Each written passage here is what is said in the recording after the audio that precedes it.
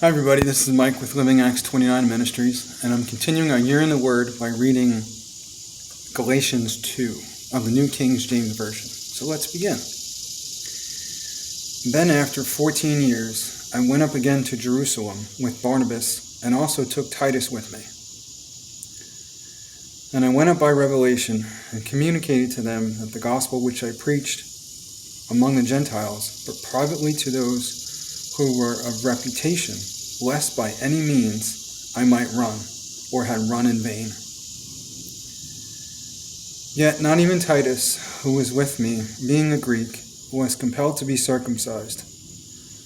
And this occurred because of the false brethren secretly brought in, who came in by stealth to spy out our liberty, which we have in Christ Jesus, that they might bring us into bondage, to whom we did not yield submission even for an hour, that the truth of the gospel might continue with you. But from those who seemed to be something, whatever they were, it makes no difference to me.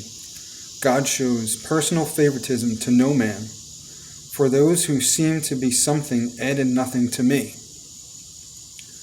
But on the contrary, when they saw that the gospel for the uncircumcised had been committed to me, as the gospel for the circumcised was to Peter, for he who worked effectively in Peter for the apostleship to the circumcised also worked effectively in me toward the Gentiles.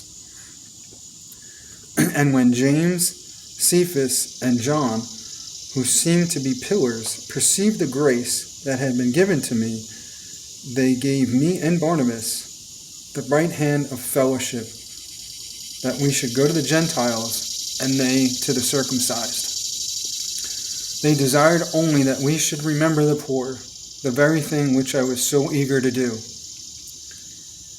Now when Peter had come to Antioch, I withstood him to his face, because he was to be blamed. For before certain men came from James, he would eat with the Gentiles. But when they came, he withdrew and separated himself, fearing those who were of the circumcision.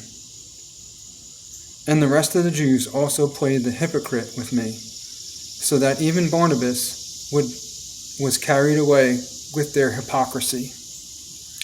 But when I saw that they were not straightforward about the truth of the gospel, I said to Peter before them all, if you being a Jew live in the manner of Gentiles, and not as the Jews, why do you compel Gentiles to live as Jews?